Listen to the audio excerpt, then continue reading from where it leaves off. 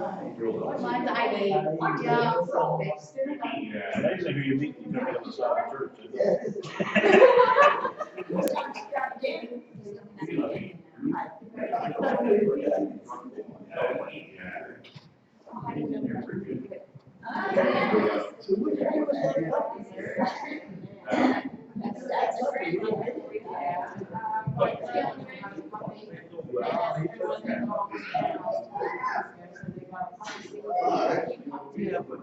Yeah, he's all suited up.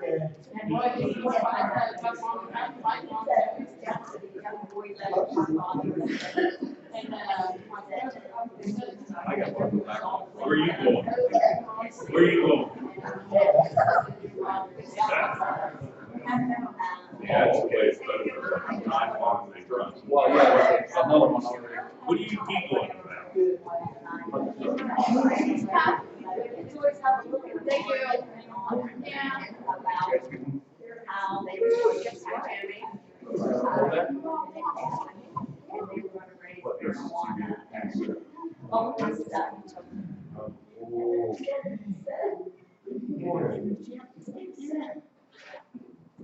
Yeah. Don't worry. So remember that when you look at our report.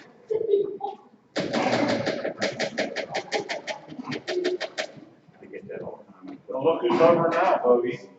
I'm just watching, make sure nothing goes wrong. I didn't give a biscuit in it, it was just my hand. Get back here, get the seat.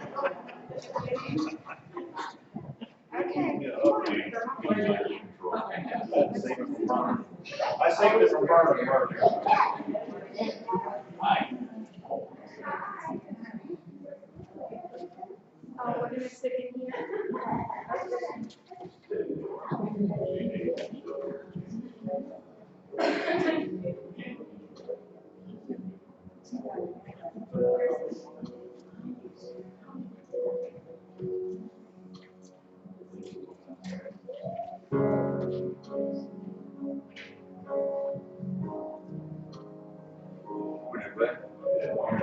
Resurrection morning.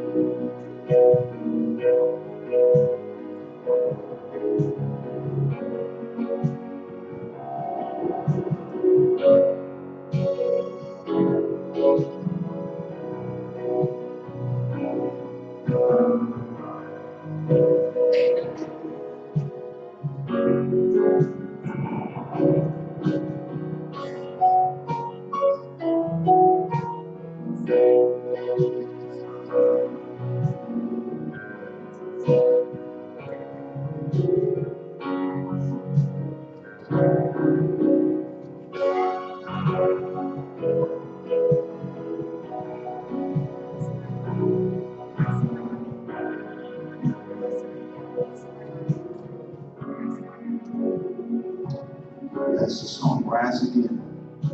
John chapter 2, Jesus said, destroy this temple in 3 days. 3 days I'll raise it up again.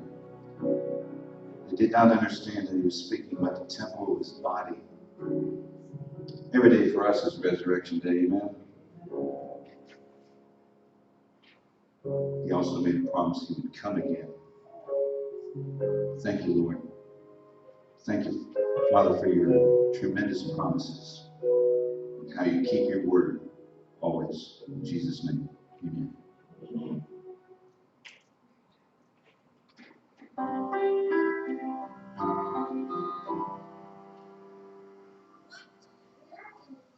Jesus, name above all names, beautiful Savior, glorious Lord, Emmanuel, God is with us, blessed Redeemer, live and word. Now after the Sabbath, as it began to dawn toward the first day of the week, Mary Magdalene and the other Mary came to look at the grave. Behold, a severe earthquake had occurred, for an angel of the Lord descended from heaven, came and rolled away the stone, and sat upon it. And his appearance was like lightning, and his clothing white as snow. The guards shook for fear of him and became like dead men. The angel said to the women, do not be afraid, for I know that you are looking for Jesus who has been crucified. He is not here, for he has risen just as he said. Come, see the place where he was lying. Go quickly, tell his disciples that he is risen from the dead. Behold, he is going ahead of you into Galilee. There you will see him. Behold, I told you.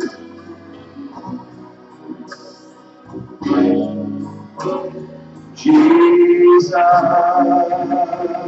name above all names, beautiful Savior, glorious Lord,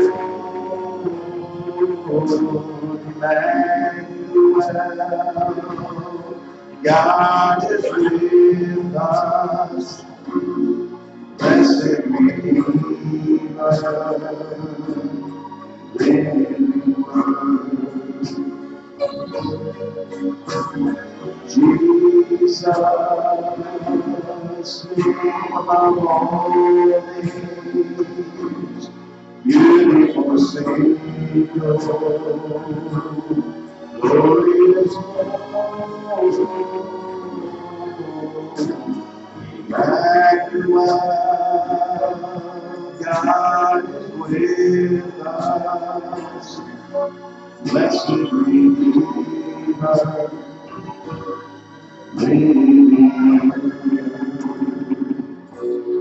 blessed Redeemer,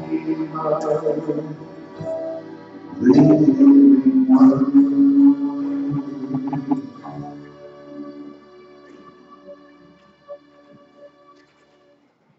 Not everybody in the crowd that day was saying, blessed Redeemer, living word. Crowd, most of them were mocking him, ridiculing him. One place they said, come down off that cross, and we'll believe. In the days of old, I might have said something like, right. They ridiculed him, they spit upon him, placed a crown of thorn upon his head. And even those that were being swayed by the crowd, there was one particular in the crowd I'd like to introduce you this morning and reacquaint you. By the day's end, his tune had changed. He was no longer an unbeliever, but had become a believer. I think you'll know this man.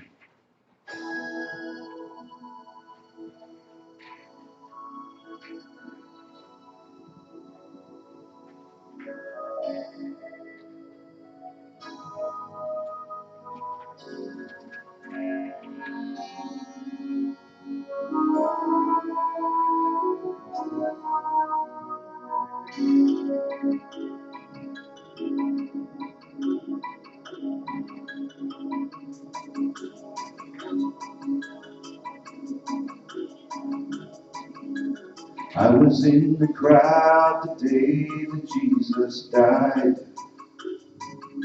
And as he hung upon the cross, his mother cried. I saw the crown of thorns he wore, stripes upon his back. Water and the blood ran out, and the sky turned black. My mind was filled with anger, my heart was filled with shame. This man brought only healing. Who could bring him pain? Why does it seem as wrong? Always victimized the weak.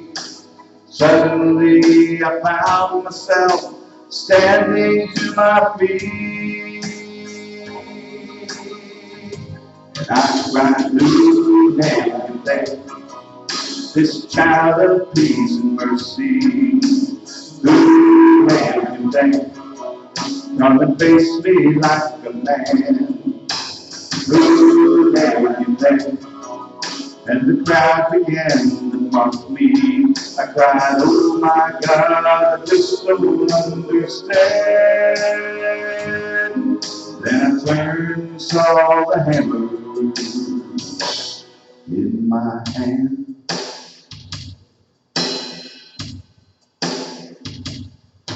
I am just a Roman soldier, an ordinary man.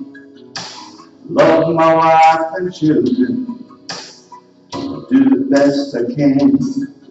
How could I kill him? There must be someone else. There's got to be an answer. I just can't blame myself. Who can thank this child of peace and mercy? Who can thank?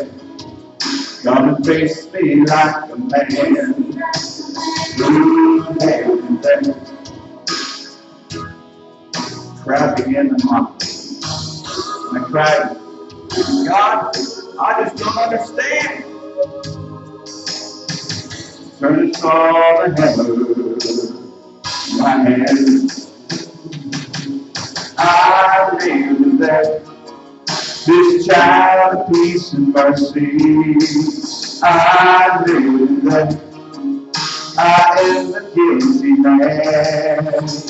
I knew that with the sins and my transgressions, I cried, oh my God, now I understand. When I turned and saw the hammer in my hand.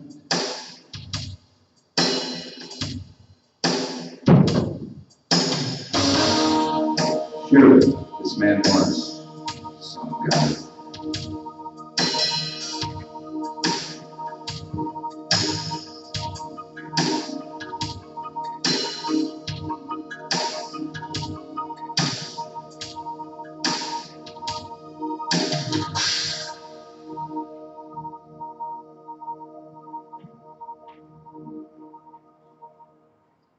He was one of the Roman soldiers there that day. By day's end, one of the gospel accounts indicates surely this was the Son of God. Another account says surely this man was innocent in our sins and transgressions. Well, a lot of people were making claims of who he was. And in John chapter 8, verse 51, in fact, if you have your Bibles with you, I don't know if you have them with you this morning or not, I want to turn to that passage for a moment. And take a look at a question that Jesus was asked, and it's worthy of being asked today. Who do you make yourself out to be? And it's found in the Gospel of John, chapter 8. As Jesus faces a hostile crowd. How many of you recognize Jesus faced a hostile crowd a lot of times? Right? And we can expect the same as well. Right after accusing him of being filled with a demon, Jesus in John 8, verse 51 says, truly, truly, I say to you, if anyone keeps my word, he will never see death. The Jews said to him, now we know that you have a demon. Abraham died, and the prophets also. And you say, if anyone keeps my word, he will never taste of death. Surely you are not greater than our father Abraham, who died. The prophets died too. Whom do you make yourself out to be?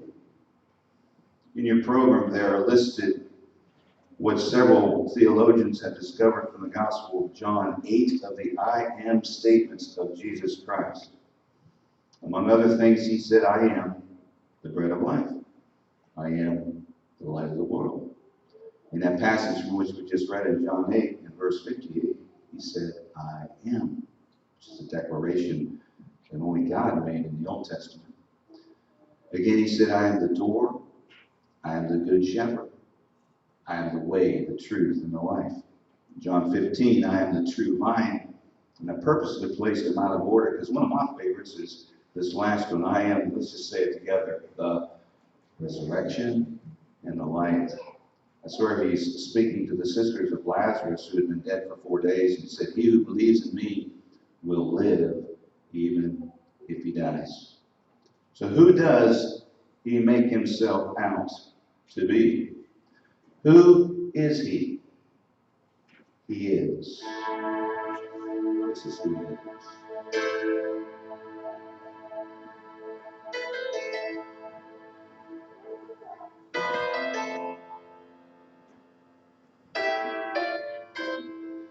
In Genesis, he's the breath of life.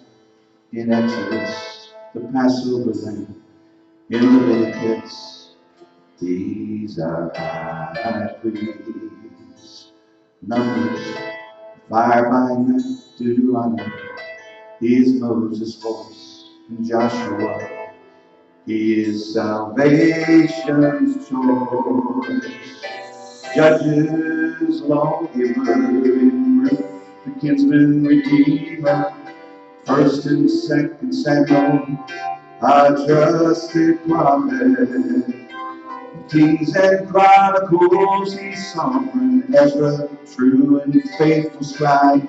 Nehemiah, he's the rebuilder of walls and broken lives.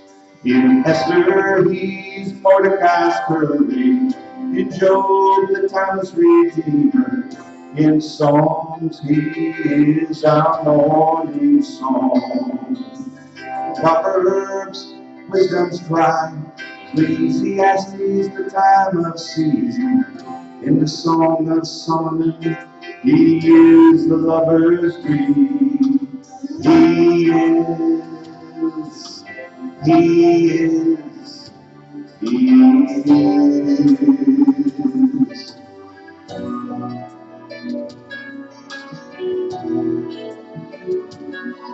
And Isaiah, he is Prince of Peace. Jeremiah, the weeping prophet. In Lamentations, a cry for Israel. Ezekiel, he's the call from sin. And Daniel, the stranger in the fire. In Hosea, he is forever faithful. In Joel, he's the Spirit's power in us, the arms that carry us. In Obadiah, he's our Lord, our Savior. In Jonah, he's the great missionary, and Micah, the promise of peace. Nahum, he is our strength and our shield. Back and Zephaniah, he's pleased for by good. In Haggai, he restores the lost liberty. In Zechariah, our fountain. In Malachi, he is the Son of righteousness, rising with healing in his ways. He is.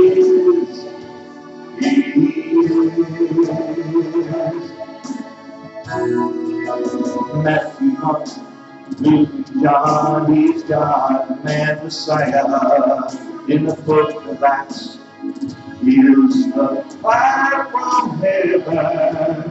In Romans, he's the grace of God. In Corinthians, The power of love in Galatians is freedom from the curse of sin. Ephesians, our glorious place. Philippians, the third time. In Colossians, He's the Godhead, the mighty three in one. Thessalonians, our coming King.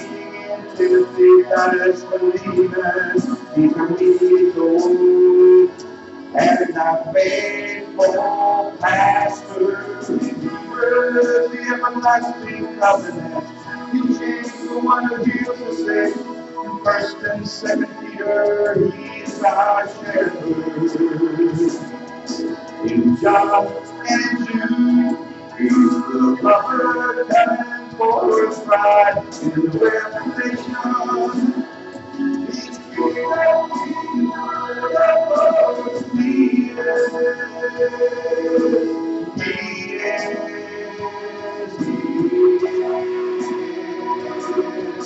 the Prince of Peace, the Son of Man, the Lamb of God, the great I am. He's the Alpha and Omega, our God and our Savior. He's Jesus Christ, our Lord. And when time is over, He is.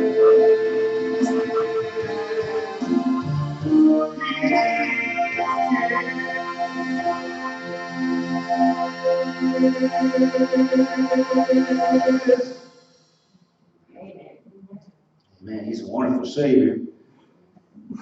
He's a wonderful friend. I woke today, April 16th, and I'm thinking to myself, I think today's my dad's birthday. I thought I shut it off. I pushed the stop button on the wrong side. By the way, that other side sounds like it's dying. But anyway, just because someone again. Anyway, I thought today's my dad's birthday. I think it is. And if he'd been alive today, he'd be 101. But he actually is still alive today. Because he believed in Jesus Christ, and even when he died, he continued to live. And I think of several of our loved ones here over the years who've gone home to be with the Lord. I didn't go to the graveside yesterday. I was thinking about it. Just didn't get over there. And they're alive with the Lord. And how many know if our loved ones, they came back, they'd probably come home and have dinner with us today, right? Or we'd be having dinner with them. I heard years ago a preacher talking about the napkin, the face cloth of Jesus in John chapter 20, verse 7. And I thought it was a pretty cool story. He said there was a legend among the Jews that when you had dinner with them, that if you really enjoyed the dinner and would like to be invited back, that when you left, before you left, you take your napkin and neatly fold it and put it on the plate. That meant you'd be happy to come back. But if you just left it there in a pile, it means the food was terrible, the service was terrible, and you wouldn't come back if you were given $100. You know, if you just didn't feel welcome there. I remember my dad ordering a hamburger or something out west one time. He said, I have a little mayonnaise, and it was buried mayonnaise. He told the waitress, he called her over the table and said, I asked for a little. She took the top of the bun off and wiped it off on the edge of the table and slapped it back on his plate. It was there. That'll do. And he left her a penny. I said, Dad, why'd you leave her a penny? That's way too much. He said that was an insult. The penny was an insult to the waitress to let him know that he wasn't going to be back, especially if she was serving him. Well, I thought that was a great story, about the napkin, because when they went into the tomb, you recall they saw the grave cloths of Jesus laying there. But then they saw the face cloth separately, and it was what? Folded. And I got to thinking, man, if I stole the body of Jesus, had not been raised from the dead, a bunch of us guys, we're going in there and we overpower the guards and we go in there and steal the body. I'd have never thought of leaving any of the grave cloths. I'd have never unwrapped his body. I just grabbed him, grave cloths and all, skedaddled out of there. And to me, when I saw that, that's one of the more evidences to me that Jesus truly did rise from the grave. But anyway, I was reading an article the other day. I kind of Googled that. I just kind of refreshed my memory. The come across this article, what is the significance of the folded napkin in Christ's tomb after the resurrection? And they claim that if you go to a certain website and Google it, truth or fiction or something like that, that actually the Jews don't have a custom like that at all. And I was almost devastated. But I live in a world of fantasy a lot of times. I thought, but what if it was? What if it was the custom? What if it was the custom today? And Jesus were to come to our house for dinner. He wouldn't find Bogey in Atlanta because they're going to find roast. I don't know if they really are. For ribs? If he did come, would he, and if that was the custom, where Jesus felt welcome in our home, and he knew he was a welcomed guest, would he fold the napkin neatly? Or would he feel uncomfortable? You ever been to some places and you're just not comfortable, right? Just something about the spirit. Or would he feel uncomfortable?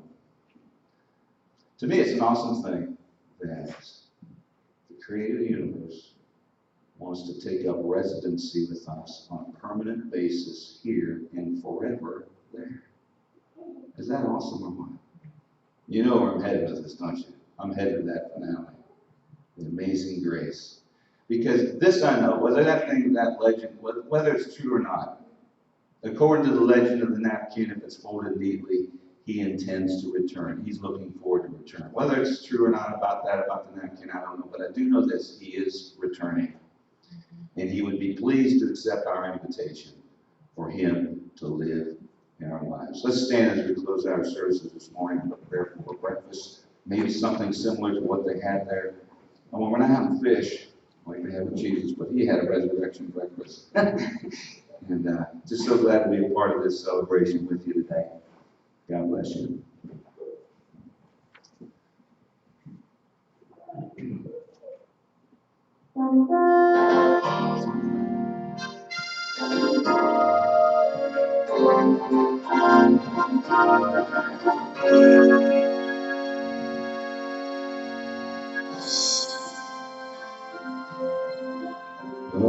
Amazing grace, how sweet the sound that saved a wretch like me. I once was lost, but now I'm was blind, but now I see. 'Twas grace that taught my heart to feel, and grace my fears relieved. How precious did that grace appear, the hour I first believed. That's a little bit different on the tempo here. A little different.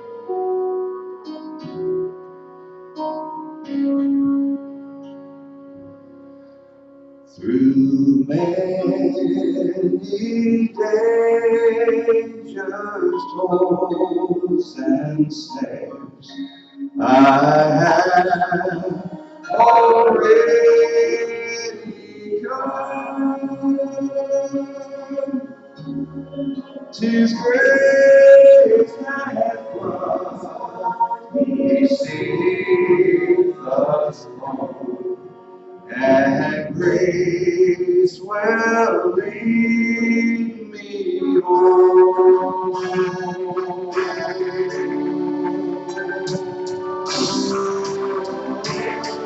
When we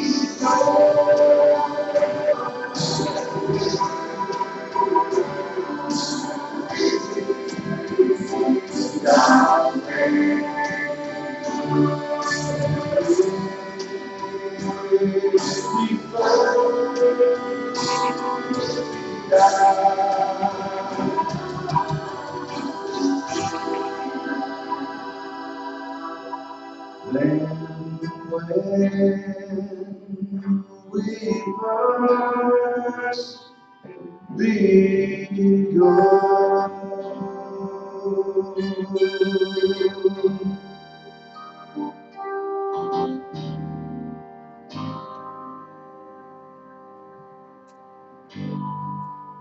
Amazing grace. Thank you, Lord. Rick Walker used to always say, thank you, Lord.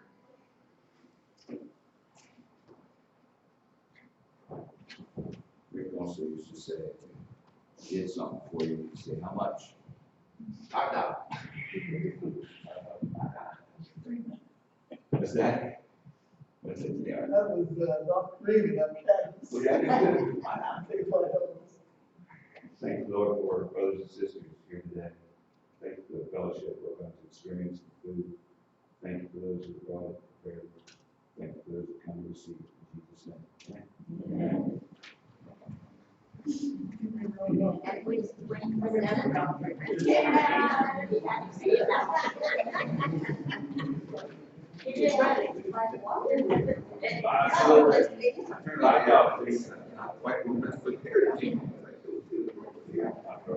Yeah. No, I'm. All right. He's